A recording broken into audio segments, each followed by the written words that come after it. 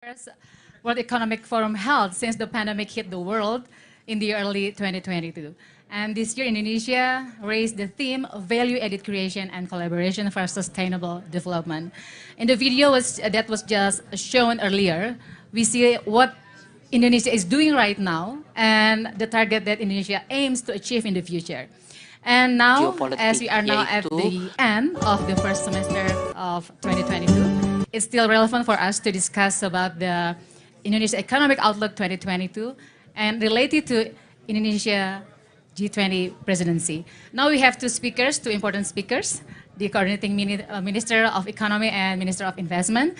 And for the very first opportunity, I will invite the coordinating Minister of Economy, Pak Airlangga Hartarto, to deliver his presentation. Pak Airlangga. Thank you, Ibu Tina Talisa. Yang saya hormati Pak Menteri Investasi, Bapak Bahlil Lahadalia, yang sudah 2 tahun menunggu untuk mengganti acara Timor menjadi acara Papua besok malam.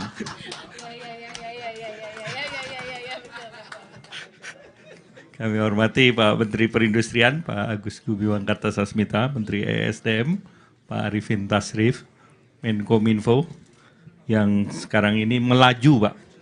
Melaju dari Zurich to Davos. Kemudian Wamen BUMN, Bapak Duta Besar, Bapak Mulyaman Hadad, dan dari PT RI tadi hadir. Kemudian Pak Arsyad Rashid, Ketua Umum Kadin Indonesia, Ibu Sinta, Chair B20.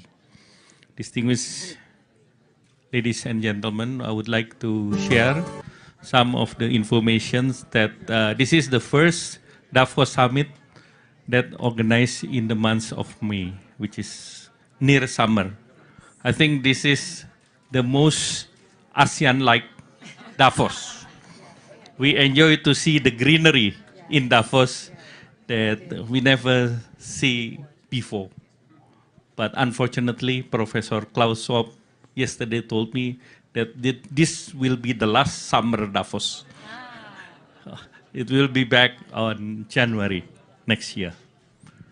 And furthermore, I think in the green economy with us today, there is a ride hailing Grab, which is Jakarta is more green today because of the green jacket of Grab and Goto.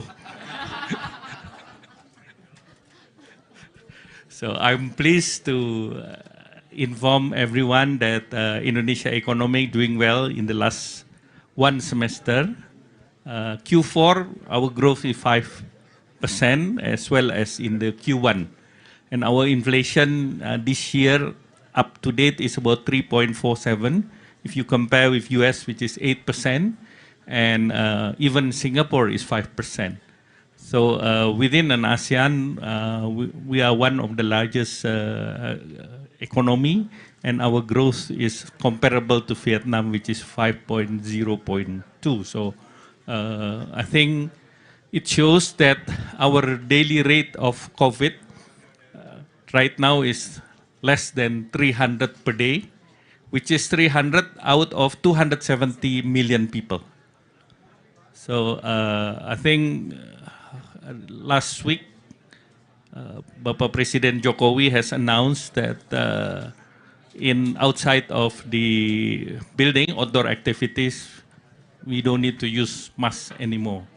So I think that's a mark of transition between pandemic to the endemic.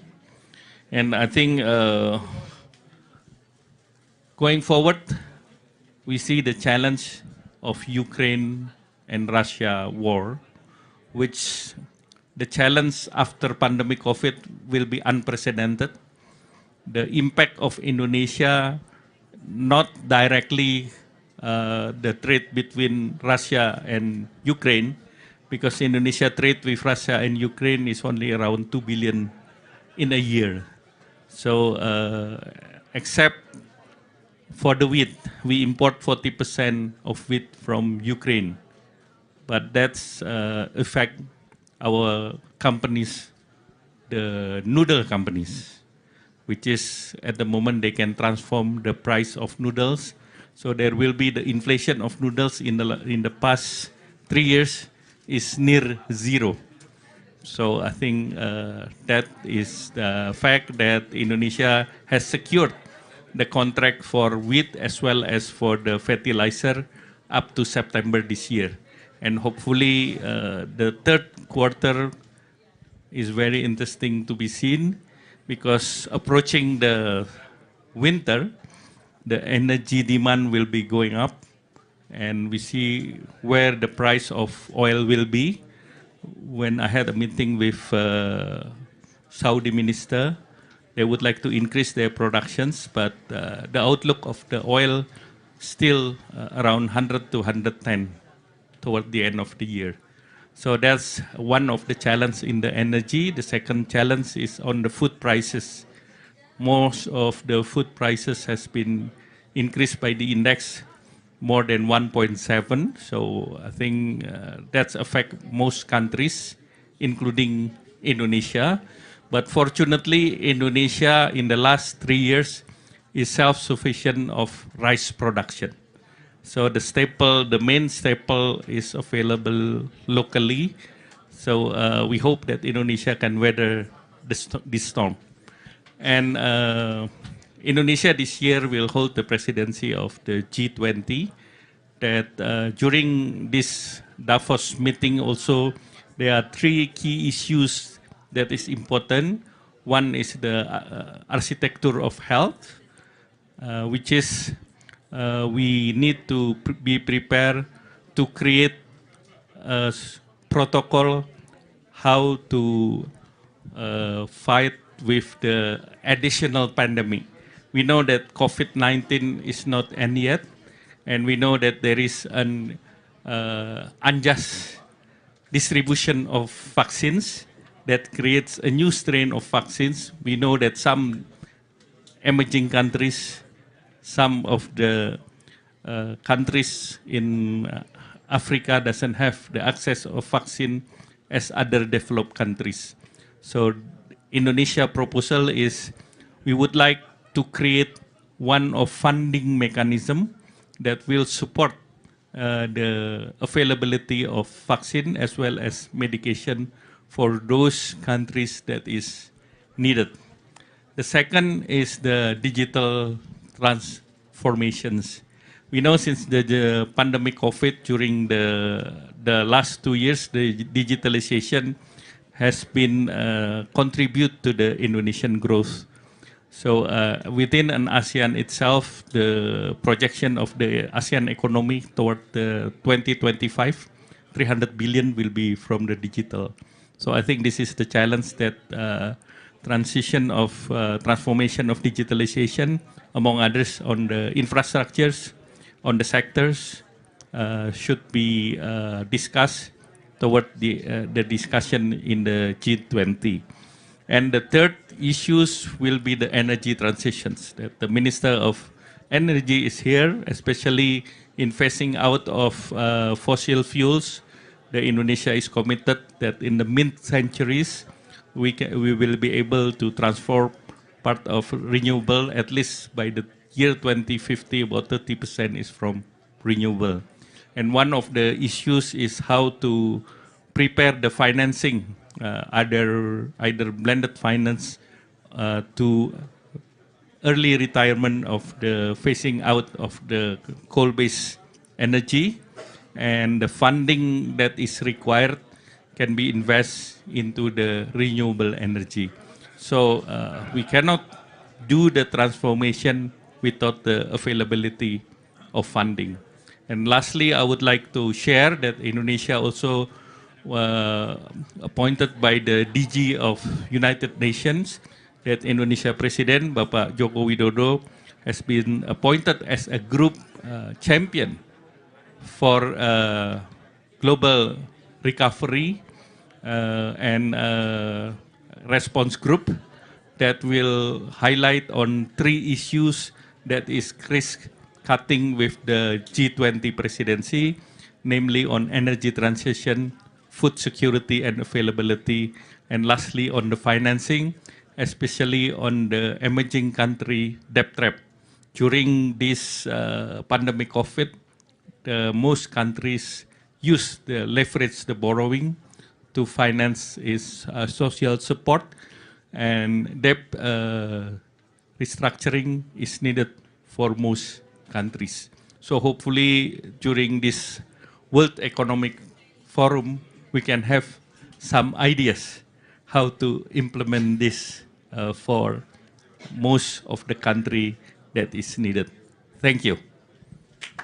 Thank you, Pak Erlangga, for delivering your presentation, your remarks. Selanjutnya kami akan mempersilahkan kepada Bapak Menteri Investasi, Kepala Badan Koordinasi Penanaman Modal untuk menyampaikan presentasinya.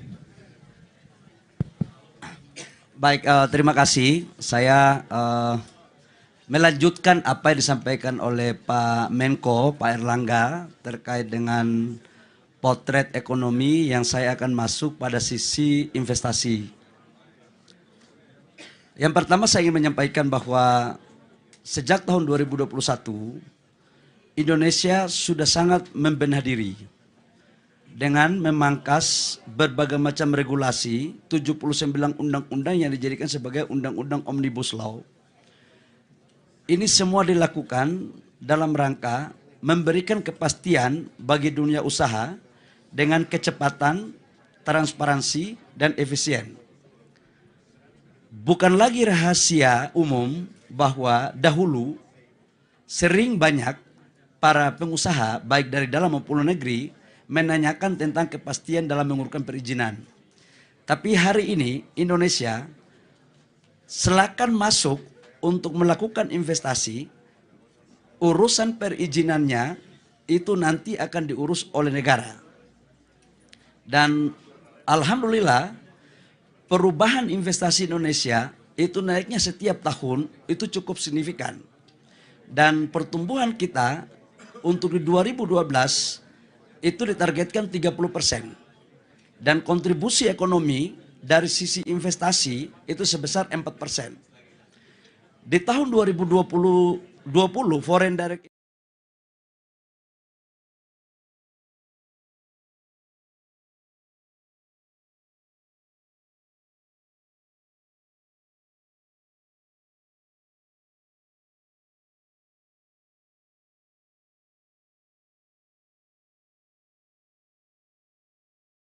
satu konsep ke depan. Indonesia ke depan tidak akan lagi mengekspor bahan baku. Kami sudah memulai itu dari nikel. Dan kami ingin Indonesia menjadi salah satu negara industri penghasil dari sebuah proses yang ada. Dan sekarang kita fokus untuk nikel, itu untuk ekosistem baterai mobil. Dan hari ini baterai mobil perusahaan-perusahaan yang sudah masuk adalah LG, itu investasinya kurang lebih sekitar 9,8 billion US dollar. Dia akan melakukan investasi dari hulu.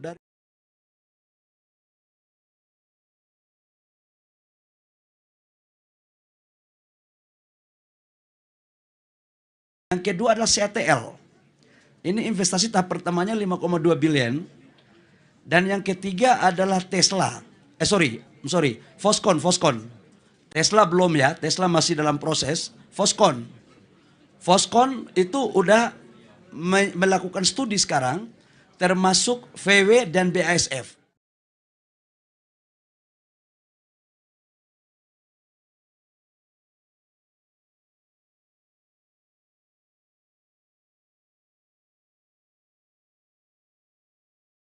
SDM itu berpresentasi pada timah. Ini semua kita lakukan dalam rangka mendorong untuk bagaimana membangun ekosistem industri yang ramah lingkungan dan energi baru terbarukan. Bagaimana Indonesia menyiapkan itu? Sudah menyiapkan 2 kawasan industri terbaik sekarang. Satunya di Batang, di Jawa Tengah. Dan itu harga tanahnya sangat kompetitif. Hanya 350 meter dari tol. Kemudian ada rel kereta api dan ada pelabuhan. 1 jam dari kota Semarang.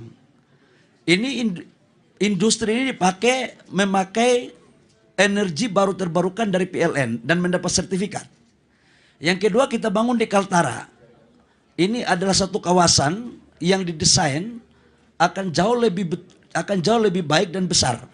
Dan ini cukup luar biasa sekali untuk dimanfaatkan. Nah teman-teman, Kalau mau datang, teman-teman investor, kami akan membantu secara maksimal untuk kita bisa kolaborasi. Sudah saatnya saya pikir, kompetisi itu penting di antara negara-negara, tapi kolaborasi di antara negara-negara itu jauh lebih penting untuk kita menghasilkan satu output terbaik bagi dunia. Saya pikir itu tambahan saya dari materinya Pak Menko. Makasih. Terima kasih banyak Pak Menteri Investasi. Kita boleh tepuk tangan juga. Kita sudah mendengarkan dari dua pembicara dan karena itu kita akan berikan kesempatan pertanyaan. So to all business leaders, distinguished guests, if you have some questions, now we are having the discussion. Please, if you have some questions, Bapak Ibu silakan kalau ada pertanyaan. Kenapa? Sudah jelas semua ya, tidak ada pertanyaan kayaknya Pak Menko. Iya, sudah ditanya oleh saya. If you have any questions? Yes, please. Microphone-nya.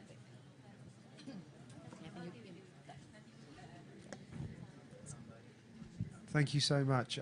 My name is Michael Sterling. I'm the CEO and Chairman of Sterling Infrastructure Partners. I'm interested to know how many gigafactories do you foresee opening up in Indonesia in the next foreseeable future? Is that a direction that you see as a natural progression as you become more sophisticated in this market? And where do you see your primary markets? Do you see supply to Asia, Europe, or the US for these productions? Thanks. Thank you. Pak Bahlil, silakan Pak Menteri Investasi. Ya, terima kasih Pak. Kita tahu semua, sebelum saya menjawab itu kita tahu semua bahwa cadangan terbesar untuk membangun baterai mobil itu adalah nikel. Dan nikel Indonesia, cadangan dunia 25% ada di Indonesia. Jadi total cadangan nikel dunia 25% ada di Indonesia. Yang kedua, kita mempunyai mangan. Dan kita mempunyai kobal. Yang nggak punya kita adalah lithium. Dan karena itu secara cost produksi akan jauh lebih efisien di Indonesia. Dan energi baru terbarukan kita punya 12.000 mega di Kaltara memakai PLTA dan 23.000 mega PLTA di Papua. Kalau ditanya berapa sekarang yang akan dibangun, untuk LG kita membangun sampai prekursor cathode baterai sel tahap pertama 30 giga. Tetapi oleh LG itu akan mengekspor sebagian prekursor cathode-nya. Dan Indonesia tidak akan lagi mengizinkan untuk mengekspor pengelolaan nikel di bawah 50%. Harus 60-70%. Akan diekspor kemana? LG salah satu pemain besar baterai dunia dan itu pasti dia sudah mempunyai market captive di hampir semua dunia dan itu yang tahu mereka. CATL itu juga membangun ekosistem yang sama. Tahap pertama dia akan membangun sekitar 20-30 giga. Pada tahun ke-6, ke-7 pasca produksi kita merencanakan minimal 150 giga harus ada dari Indonesia. Ini yang kita akan dorong. Kemudian apakah hanya untuk ini aja? Saya pikir tidak. Kami membuka diri untuk semua negara ikut mengambil bagian. Kami membuka diri. Karena itu saya minta kepada teman-teman pengusaha juga dan negara-negara yang sedang membangun EV untuk khususnya mobil listrik, ada regulasi yang kami tahu bahwa untuk membangun baterai sel itu harus dekat dengan pabrik mobil. Menurut kami ini adalah sebuah kebijakan politik internal negara tertentu. Tapi kami juga punya cara. Ketika kami dipaksa untuk bahan baku kami dikirim, maka kami akan mengenakan pajak ekspor yang lebih. Karena kami ingin harus ada kolaborasi yang baik. Menyangkut ekspor ke Amerika atau ke Eropa, tergantung dari proses produksi yang ada yang dilakukan oleh para investor. Contoh katakanlah VW sama BASF itu dia akan membangun sampai dengan prekursor. Selebihnya dia ekspor, no problem. Palingan dia akan kenakan pajak ekspor yang jauh lebih kecil ketimbang dia harus mengekspor dari bahan baku HPAL. Saya pikir itu tambahan dari saya. Terima kasih banyak, kita boleh berikan aplaus. Dan kalau ada pertanyaan lagi kami persilahkan. Jika ada masih pertanyaan, if you have any questions.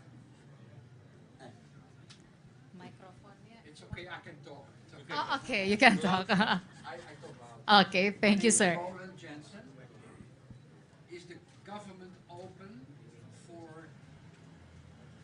investments in green hydrogen from the sun, or not?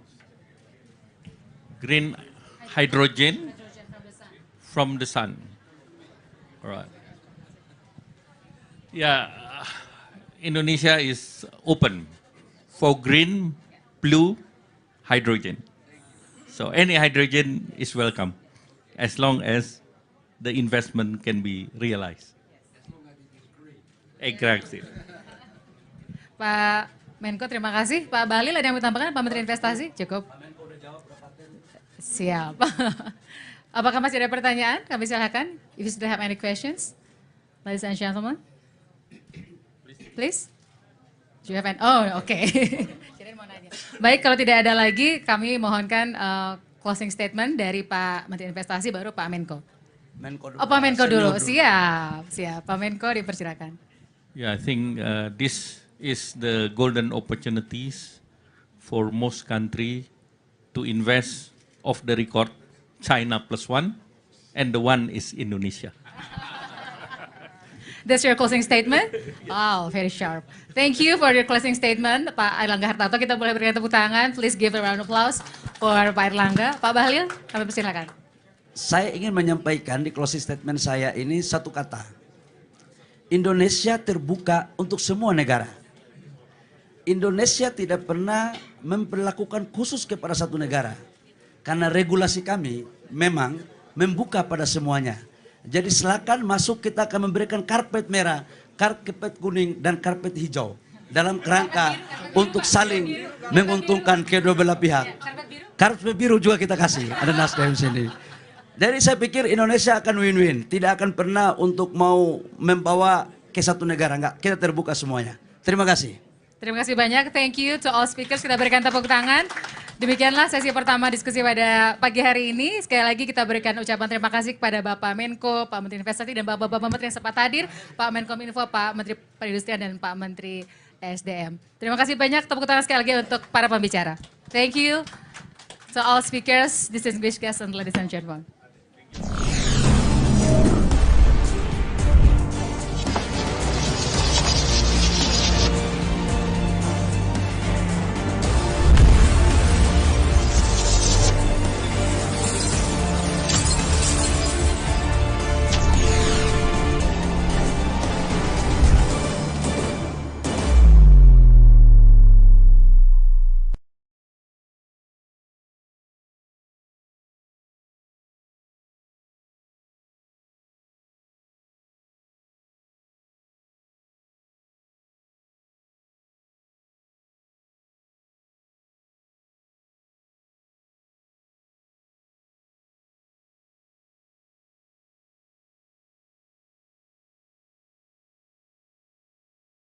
Pagi Kadek Pak Bahlil.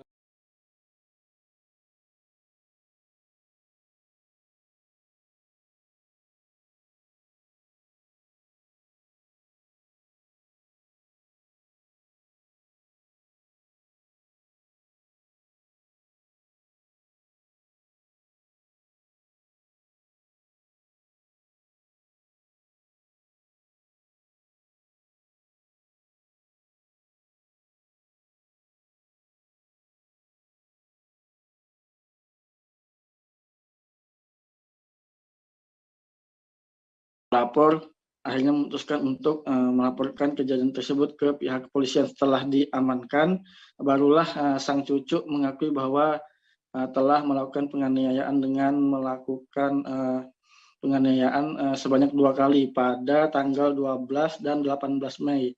Pada tanggal 12 itu pelaku melakukan penganiayaan dengan memukul tangan kanan sang nenek sehingga memar.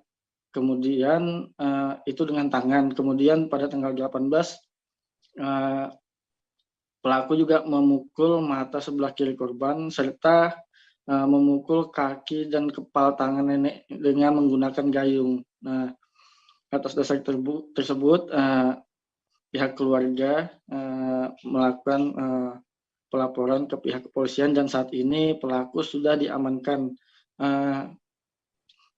Setelah diamankan, tersangka dilakukan interogasi dan mengakui perbuatan yang dilakukan, sehingga saat ini tersangka tengah menjalani proses hukum di Mapolsek Muara Jawa, Kecamatan Muara Jawa, Kabupaten Kutai Kartanegara. Dari informasi yang Tribun Kaltim Himpun, bahwa awalnya sang cucu ini disuruh oleh orang tuanya untuk menjaga sang nenek, namun penganiayaan tersebut dilakukan karena kesal pakaian yang ia punya dijadikan lap oleh nenek untuk membersihkan air kencing. Begitu, Mei. Baik, terima kasih Aris Joni atas laporan Anda. Selamat bertugas kembali. Perampok toko rias milik Trianto di Jalan Kebun Kopi, Kelurahan Ciberem, Kecamatan Cimahi Selatan, Kota Cimahi akhirnya diringkus polisi. Sebelumnya, toko rias tersebut dirampok pada 5 April 2022 lalu. Dalam melancarkan aksinya, pelaku berinisial AT dan AK menyekap dan mengikat korban pada sebuah manekin selama 4 jam. Kemudian pelaku juga membawa kabur barang berharga termasuk 1 unit sepeda motor milik korban. Untuk informasi lebih lengkapnya akan disampaikan langsung oleh rekan jurnalis Tribun Jabar, Hilman Kamaludin yang kini sudah terhubung bersama kami. Silakan Hilman. Ya, selamat sore Mei.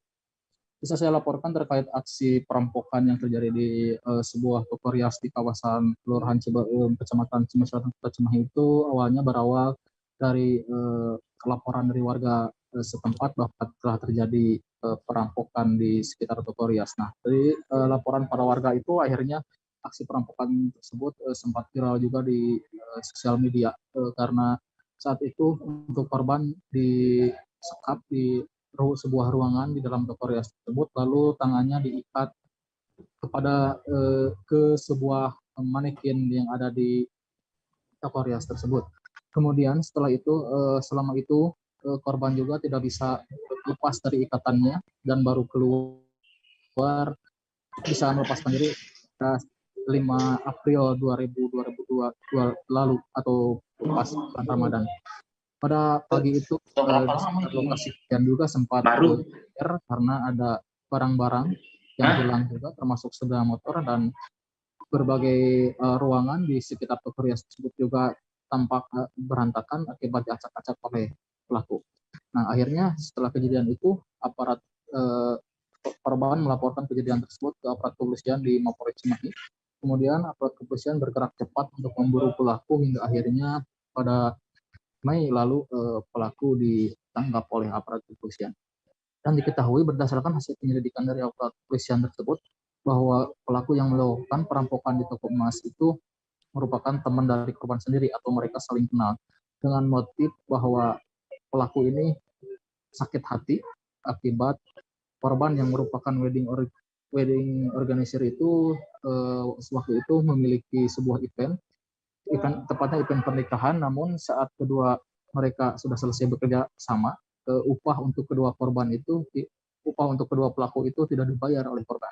Akhirnya aparat kepolisian menyimpulkan bahwa kasus perampokan di toko rias tersebut akibat pelaku sakit hati. Nah, kemudian akibat kejadian itu juga selain korban kehilangan barang-barang berharga, termasuk berbagai alat toko rias dan 1 unit sepeda motor, korban juga mengalami luka karena korban juga mendapat kekerasan dari kedua pelaku ini. Akhirnya setelah kejadian itu, setelah melaporkan ke aparat kepolisian, korban juga sempat mendapat perawatan di rumah sakit sebelum divisum hingga akhirnya kasus tersebut dibongkar oleh aparat kepolisian. Nah, kemudian aparat kepolisian juga melakukan pengembangan pemeriksaan terhadap kedua pelaku ini dan mereka juga mengaku bahwa motif dari perampokan tersebut karena memang mereka sakit hati. Sebelumnya mereka juga memang saling kenal, selain sempat bekerja sama di suatu event organizer juga, mereka juga ternyata sempat bekerja sama di event-event yang lainnya. Namun saat event yang terakhir itu, upah untuk kedua pelaku memang tidak dibayar oleh korban. Hingga akhirnya aksi perampokan pun terjadi. Nah, saat ini untuk kedua pelaku sudah diamankan aparat kepolisian dan dilakukan gelar perkara juga. Aparat kepolisian juga mengamankan hasil dari perampokan itu 1 unit motor termasuk alat-alat yang dicuri dari alat toko rias tersebut. Akibat perbuatannya pelaku ini dijerat dengan pasal 365 KUHP dengan ancaman 9 tahun penjara. Nah, untuk saat ini kedua pelaku ini sudah ditahan di Mapolres Cimahi dan tinggal menunggu tahap proses hukum selanjutnya. Seperti itu, Mei. Ya, baik. Terima kasih Hilman atas laporan Anda dan Tribuners. Wartawan kami juga telah menghimpun wawancara dengan Kasat Reskrim Polres Cimahi. Berikut tayangannya untuk Anda. Kami dari Satres Event Organizer. Namun setelah pelaksanaan kegiatan tidak dibayar. Nah, dari situ akhirnya para pelaku memiliki dendam terhadap korban. Dan pada hari dan TKP yang disebutkan, 2 orang ini masuk ke kediaman korban, kemudian melakukan upaya penganiayaan dan mengambil barang-barang properti milik korban. Di antaranya 1 unit motor dan seperangkat peralatan pakaian kostum pernikahan. Terhadap 2 orang pelaku ini, kami mengenakan, Satreskrim Polres Cimahi mengenakan sangkaan tindak pidana pasal 365 dengan ancaman pidana maksimal 9 tahun penjara. Satreskrim Polres Cimahi mengamankan 2 orang pelaku atas nama AT dan AK. Adapun motif dari 2 orang ini adalah korban dan pelaku saling kenal karena dulunya itu pengungkapan berawal dari kita temuan adanya kendaraan bermotor oleh pelaku ini dibuang di area Lembang, Dari situ kita tanya CCTV, kemudian ciri-ciri pelaku. Setelah kita tanyakan kepada korban, ternyata mengenali. Makanya kita bisa langsung melakukan penangkapan terhadap 2 orang pelaku. Sebuah mobil mengalami laka lantas maut yang terjadi di Kabupaten Baru, Sulawesi Selatan pada Minggu 21 Mei. Peristiwa tersebut merupakan kecelakaan tunggal dan dikemudikan oleh pria bernama Syahrudin berusia 43 tahun dan memuat 4 orang penumpang. Peristiwa tersebut diduga terjadi karena supir mengantuk. Untuk informasi selengkapnya akan disampaikan langsung oleh rekan jurnalis Tribun Timur, Darullah, yang kini sudah terhubung bersama kami. Silakan Darullah. Iya, Tribuners, selamat sore. Diinformasikan bahwasanya telah terjadi laka lantas maut di Jalan Poros, Kabupaten Baru, Sulawesi Selatan, ya Tribuners. Laka lantas maut ini tepatnya di Desa Pancana, Kecamatan Tanitirlau, Kabupaten Baru, Sulawesi Selatan. Pada laka lantas tersebut menewaskan 2 orang penumpang, yang mana kedua penumpang tersebut merupakan istri dari supir tersebut, dan juga penumpang yang meninggal yang satunya adalah anak dari supir tersebut. Kronologi awal sebelum terjadinya laka lantas tunggal tersebut, mobil tersebut adalah mobil Mobilio warna putih yang melaju dari arah kota Parepare menuju kota Makassar pada Minggu pagi. Sampainya di